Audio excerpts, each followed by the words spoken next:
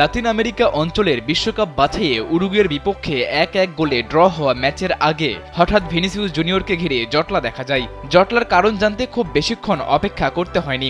স্টেডিয়ামের জায়ান্ট স্ক্রিনে ফুটে উঠেছিল আসল ঘটনা।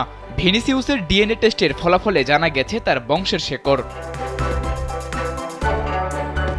কৃষ্ণাঙ্গ সচেতনতা দিবস উপলক্ষে ব্রাজিল দলের খেলোয়াড়দের শেকড় খুঁজে বের করতে গোল্ডেন রুট কার্যক্রম হাতে নিয়েছে ব্রাজিল ফুটবল কনফেডারেশন সিবিএফ। তারই অংশ হিসেবে ডিএনএ পরীক্ষা করা হয় রিয়াল মাদ্রিদ ফরওয়ার্ড ভিনিসিউস জুনিয়রের।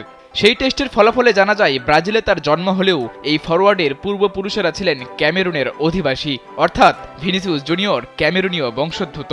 এলো ভিশন মুশকিল আসান অফার। যে কোনো ব্র্যান্ডের পুরনো ফ্রিজ নিয়ে চলে আসুন ভিশন শোরুমে আর নিয়ে যান নতুন ভিশন ফ্রিজ 20% পর্যন্ত ছাড়। ভিনিসিউসের বাবা ভিনিসিউস জোসে পাইহাউ দে অলিভেইরা উপস্থিত ছিলেন বিশ্বকাপ বাছাই পর্বের ব্রাজিল উরুগুয়ে ম্যাচে।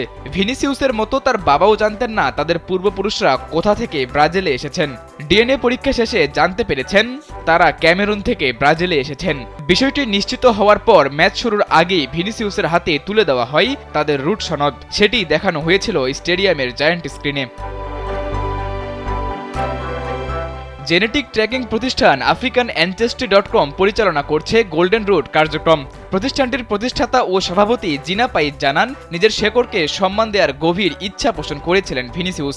আফ্রিকান বংশোদ্ভূত অনেকের মতোই ভিনিসিউসের বংশানুক্রমিক ইতিহাসও কৃতদাস প্রথা ও বর্ণবাদের কারণে মুছে গিয়েছিল।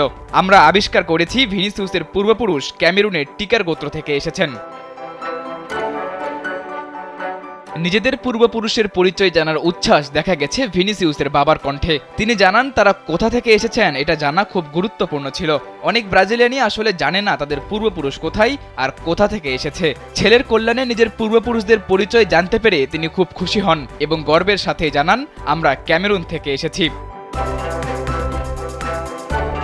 সাদাতুর রাফি, কালবেলা।